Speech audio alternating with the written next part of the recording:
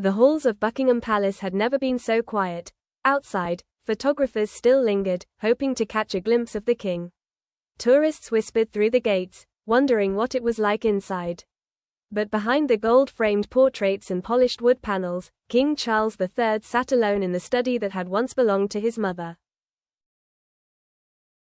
It had been almost a year since her passing. A year since the crown had become his. And yet, on this autumn evening, the weight of the title meant less to him than the silence of a Zoom window that never lit up.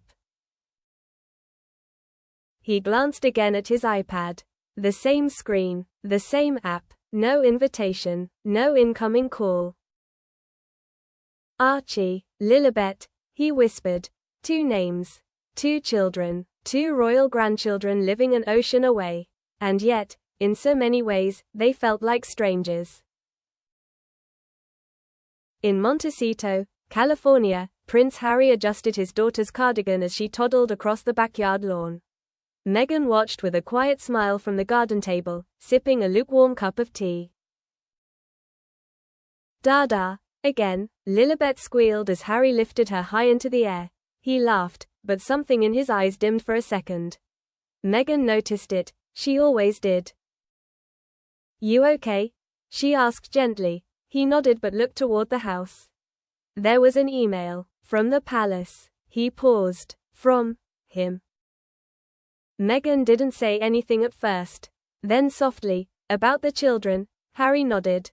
He asked if he could schedule a Zoom call. Said he'd like to see the kids. Said it's been too long. Meghan took a breath. It has been.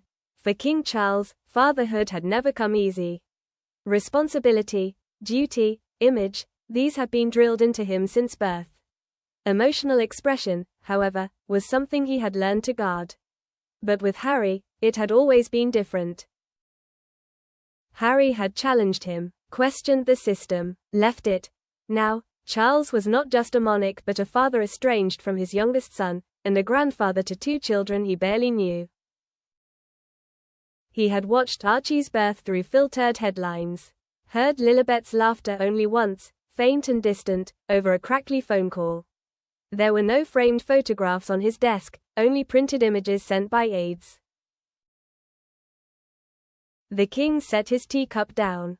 He was tired of being the man who ruled from behind a wall. He picked up the tablet. Again, no reply. So he did something unthinkable. He sent a video message. No aides, no scripts, just his voice. The screen blinked. The camera showed a slightly awkward angle at first, Charles adjusting his glasses, checking if it was recording. Then, he cleared his throat.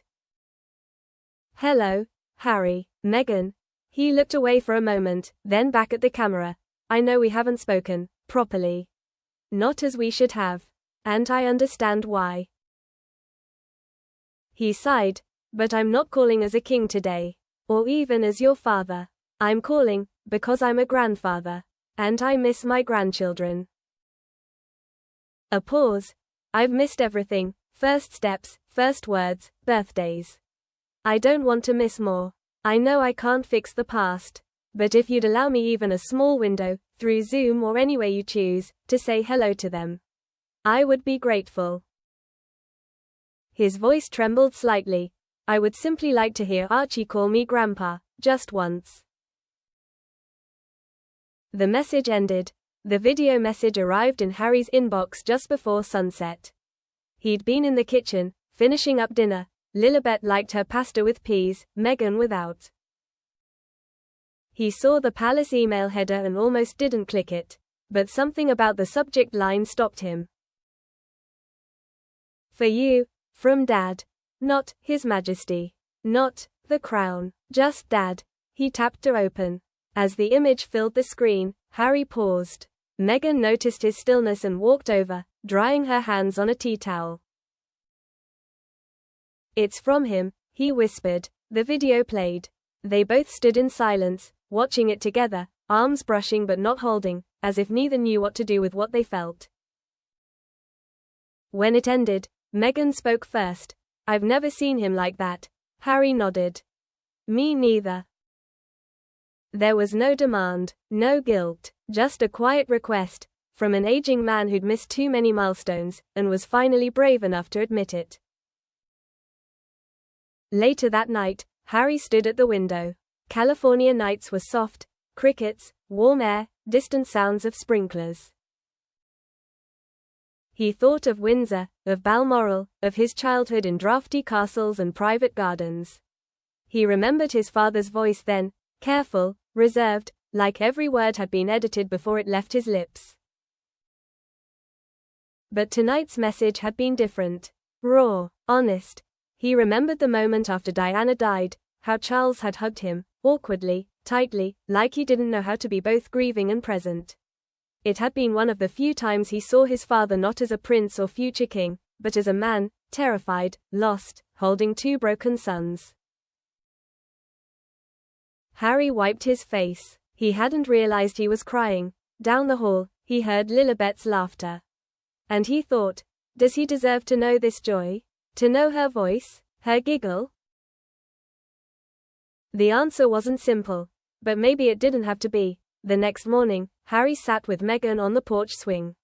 Lilibet was chasing bubbles in the yard. Archie was drawing superheroes on the patio with chalk.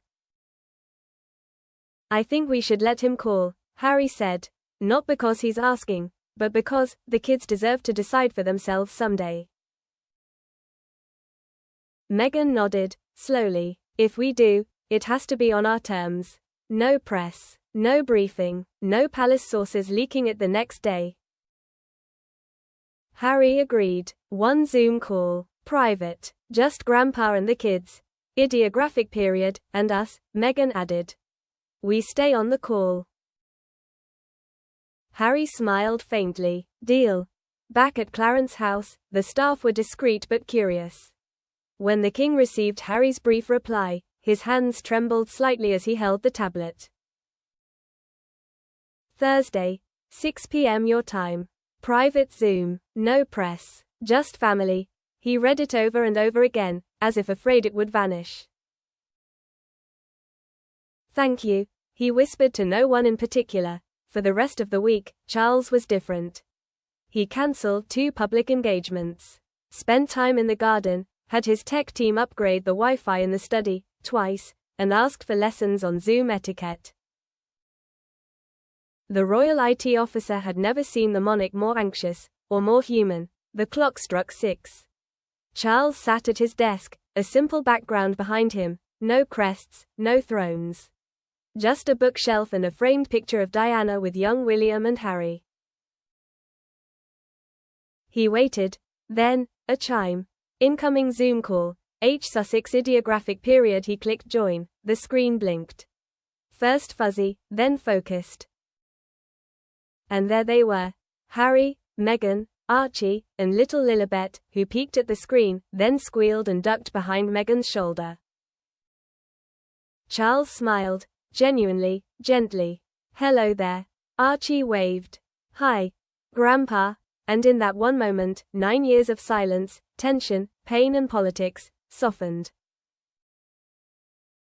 Not disappeared, but softened.